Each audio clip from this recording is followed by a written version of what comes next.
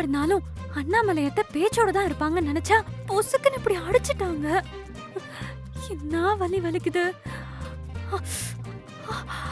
அது என்ன கையா உலக்கையா? ரொம்ப டேஞ்சரஸ் லேடியா இருப்பாங்க போல இருக்கு. என்ன பண்ணாலும் கண்டுபிடிச்சிடுறாங்களே. முதல்ல இவங்களுக்கு ஒரு வழி பண்ணணும்.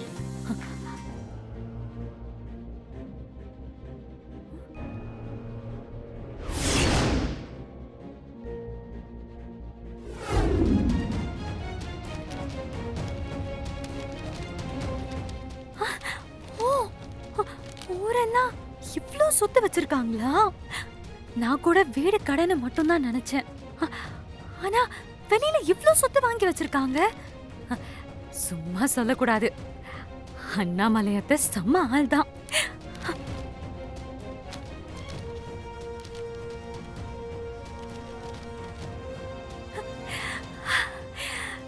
எது எப்படியோ இனிமே வெண்ணிலா இங்க வரவே மாட்டா.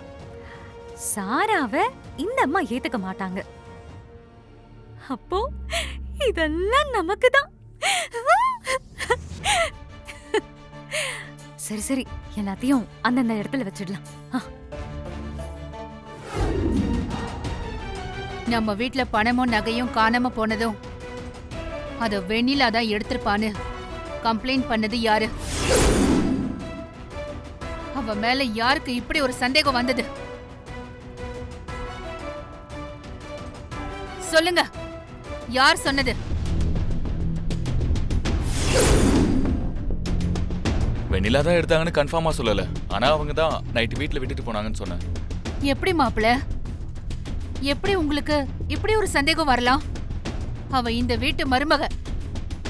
அவ இப்படி பண்ணிருப்பான்னு நீங்க யோசிச்சதே தப்பு.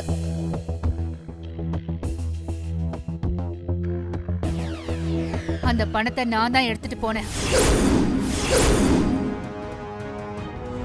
அது தெரியாம அவ மேல எதுக்காக கம்ப்ளைண்ட் கொடுத்தீங்க? இல்லத்த, கடப்பணம் காணாம போனதும் எனக்கு என்ன பண்றதுன்னு தெரியல. நீங்க என்ன கணக்கு கேட்கும்போது இல்லன்னா என்ன சந்தேகப்படுவீங்களா? அதனாலதான் கம்ப்ளைண்ட் பண்ணேன். சாரி அத்தா. முதல்ல வீட்ல ஏதாவது காணாம போனா இங்க இருக்கிற எல்லார்கிட்டயும் விசாரிங்க. நிதானமா என்ன பண்ணலான்னு எல்லாரும் கலந்து முடிவு பண்ணுங்க. அதுதான் கூட்டு குடும்பத்துக்கு நல்லது. தனியா முடிவெடுத்தா இப்படிதான் நம்ம குடும்பத்தை நாமளே அசிங்கப்படுத்துற மாதிரி ஆயிடும். மாமா மாமா, நான் பண்ணது தப்புதான். அதுக்காக என் முகத்தை கூட பார்க்காத அளவுக்கு இவ்ளோ பெரிய தண்டனை கொடுக்காதீங்க. என்ன பாருங்க மாமா.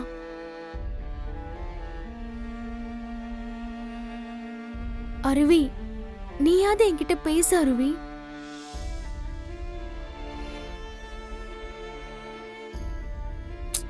மாமா, நீங்களும் என்கிட்ட பேச மாட்டீங்களா? நீ ஏன் இப்படி பண்ண வெண்ணிலான்னு கேளுங்க மாமா. இனிமே இப்படி எல்லாம் பண்ணாதன்னு சொல்லுங்க மாமா. ப்ளீஸ் மாமா.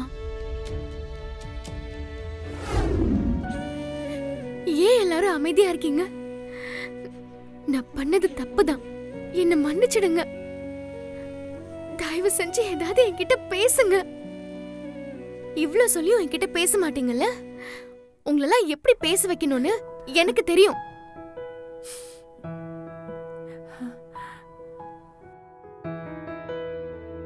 அத்தை, எனக்கு ரொம்ப பசிக்குது. இன்னைக்கு பௌர்ணமி. எனக்கு நிலாசோறு சாப்பிடணும்னு ஆசையா இருக்கு. ஊட்டி விடுறீங்களா? நம்ம எல்லாருக்கும் ரொம்ப பிடிச்ச மாங்காய் சாதம் செஞ்சிருக்கேன் அத்தை. சாப்பிட விருப்பம் இருக்கிறவங்க வாங்க.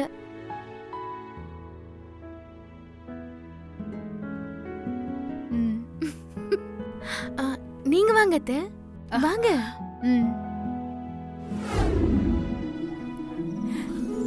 எங்களெல்லாம் விட்டுட்டு போக உனக்கு எப்படி மனசு வந்துச்சு? உன்னை நாங்க ரொம்ப கஷ்டப்படுத்திட்டோம். எங்களை மன்னிச்சிடுமா. ஐயோ அத்தை, என்ன அத்தை நீங்க போய் மன்னிப்பு கேட்டுக்கிட்டு? நான் பண்ணதுதான் அத்தை தப்பு. நீங்க என் மேல இவ்ளோ நம்பிக்கை வச்சிருக்கீங்க. உங்களெல்லாம் விட்டுட்டு போனதுக்கு நீங்க எல்லாரும் தான் என்ன மன்னிக்கணும். இனிமே இந்த மாதிரி எங்களை விட்டு போக மாட்டல்ல? போக மாட்டேன்னு சத்தியம் பண்ணு. சத்தியமா போக மாட்டேன் அத்தை.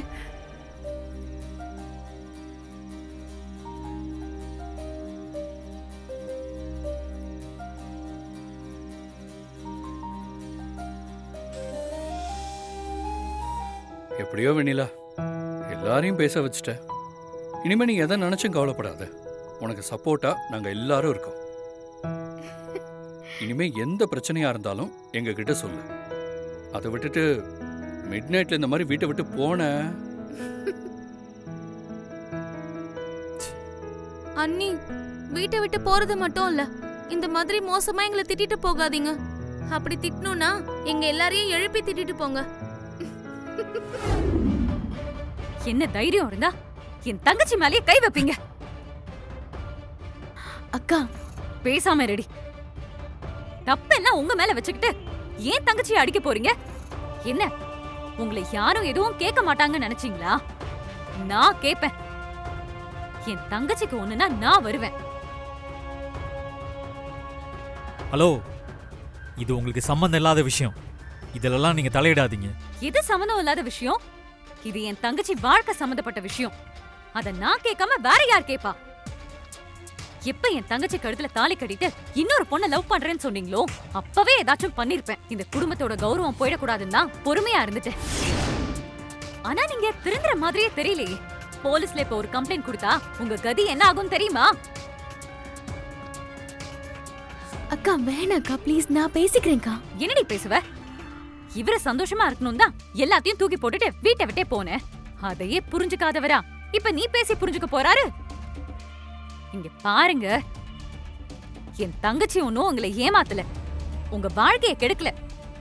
நீங்க தான் எல்லாத்தையும் மறைச்சு என் தங்கச்சியை ஏமாத்திருக்கீங்க. நியாயமா நாங்க தான் உங்க மேல கோவப்படணும். நீங்க என்ன அவ மேல கோவப்பட்டுட்டு இருக்கீங்க? இத பாருங்க, உங்க அம்மா ஆசைப்பட்டதுனாலதான் என் தங்கச்சி இந்த வீட்டுக்கு மருமகளா வந்தா. உங்க ஆஸ்திக்கும் அந்தஸ்துக்கும் ஆசைப்பட்டெல்லாம் ஒண்ணும் வரல. அவளை அடிமை மாதிரி நடத்துனீங்க, அப்புறம் நடக்கிறதே வேற.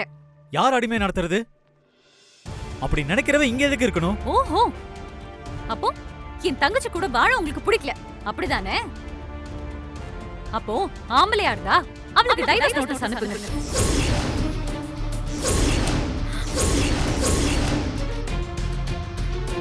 அக்கா, என்ன பேசுற? பேசாம ரெடி. அத எல்லாரும் முன்னாடியும் நீங்களே வந்து சொல்லுங்க. அத விட்டுட்டு ரூம்குள்ள வச்சு என் தங்கச்சியை மிரட்டுற வேலைலாம் வச்சுக்கிட்டீங்க. நீ வாடி போலாம்.